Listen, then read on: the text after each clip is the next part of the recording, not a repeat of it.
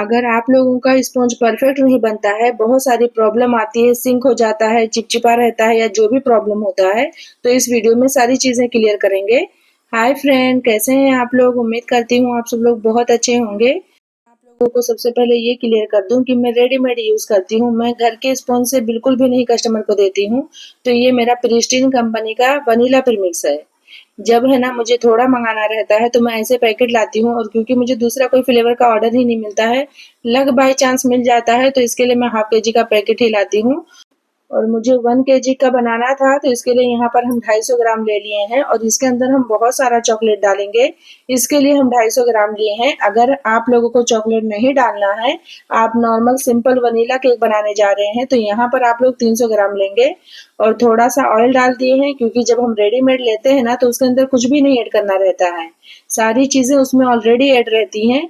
हमें खाली थोड़ा सा ऑयल डालना रहता है और थोड़ा थोड़ा पानी डालकर इसका बैटर बनाना रहता है, क्योंकि अगर आप एक साथ डाल देंगे ना तो आपका बैटर पतला हो जाएगा। तो इसीलिए आप लोगों को ये नहीं करना है कि एक साथ डाल दें, आप लोगों को थोड़ा थोड़ा ही डालना है। और इसको है ना अच्छे से फेंटना है, मतलब मिक्स करना है, एक स्मूथ बैटर बनाना है। ऐसा नहीं कि थोड़ा इधर उधर घुमाए और हो गया, ऐसा नहीं। आपको है ना लगना चाहिए कि इसमें कोई लम्स वगैरह नहीं है, तो आप समझ जाएं कि आपका परफेक्ट है। और ये आप देख रहे हैं कि पूरा है ना थिक वाला गिर रहा है, ऐसा रिबन जैसा नहीं गिर रहा है, ये देखिए। इसका मतलब है कि अभी हमारा बैटर रेडी नहीं है, तो थोड़ा पानी हम और डालेंगे और इसका है ना एक स्मूथ बैटर बनाएंगे, जब तक का है ना ये रिबन जैसा ना गिरने लगे। लेकिन मैं यहाँ पर एक बात और बता दूं कि कभी लक बाय चांस थोड़ा सा थिक है या थोड़ा पतला है तो भी हो जाएगा। लेकिन मेरा मानना है कि आप थोड़ा टेक्सचर देख लें तो इससे भी आपको समझ में आ जाएगा। मैं भी ऐसे ही वीडियो देख देख के है ना यहाँ तक पहुंची हूँ। ऐसा नहीं है कि कोई क्लासेस लेने की जरूरत है। अगर हम यूट्यूब पर देखकर खाना बना सकते हैं तो केक नहीं, केक और खाने को तो छोड़ दो, बहुत सारे लोग बहुत सारी चीजें यूट्यूब पे देख देख के करते हैं। तो एक बार आप लोग भी ट्राई करें। और यहाँ पर मैं 7 इंच वाला टिन ले ली हूँ और थोड़ा सा ऑयल डाल दी हूँ। यहाँ पर आप लोग चाहें तो बटर पेपर भी लगा सकते हैं, या आप लोग ऑयल लगाकर मैदा भी डस्ट कर सकते हैं, लेकिन इसकी जरूरत नहीं रहती है, आराम से निकल जाता है।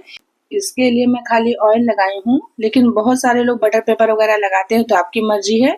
और यहाँ पर है ना हम पूरा बैटर ट्रांसफर कर देंगे। ये देखिए, ये टेक्सचर का आपका होना चाहिए, तो आप समझ जाएंगे कि आपका परफेक्ट है। और फ्रेंड, ये है ना बेक करने के लिए जब भी आप रखें तो एक बात का आप ध्यान देंगे, जैसे कि मैं बोली हूँ कि आप लोगों को बहुत सारे टिप एंड ट्रिक्स दूंगी।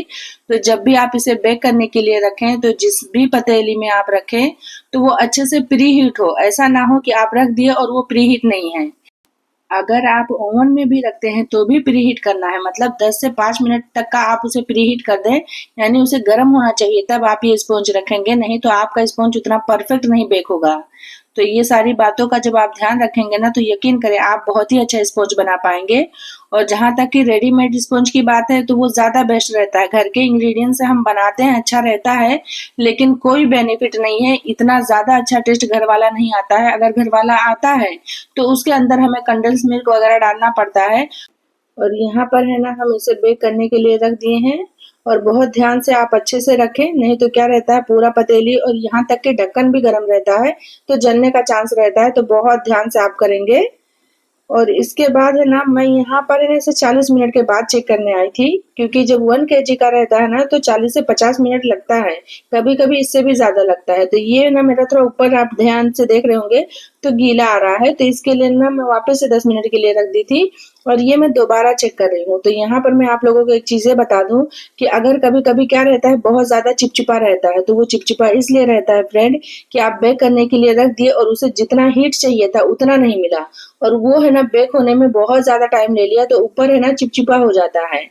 या कभी आप ऑयल ज्यादा डाल दिए तो भी चिपचिपा हो जाता है, लेकिन ज्यादा टाइम तक का बेक हो और उसे उतना हीट ना मिले तो अक्सर चिपचिपा ही रहता है। ये मेरा परफेक्ट हो गया है, तो मैं इसे निकाल लेती हूँ। और कभी कभी क्या होता है ना, सिंक कर जाता है। तो क्या होता है कि जब हम चूल्हे पे करते हैं तो सिंक होने का प्रॉब्लम ज्यादा रहता है, हम ओवन में करते हैं ना तो नहीं रहता है। वो इसलिए क्योंकि है ना जब हम चूल्हे पे करते हैं तो कभी क्या रहता है, उसे हीट ज्यादा मिला, फिर बाद में उसे थोड़ा कम हो गया ना, तो उससे क्या होता है वो फूलते फूलते ना सिंक कर जाता है। और यहाँ पर जब मैं कटिंग कर रही थी फ्रेंड तो एक गड़बड़ हो गई थी, क्योंकि मुझे लगा ना मैं अपना कैमरा ऑन करी हूँ, लेकिन मैं ऑन नहीं करी थी।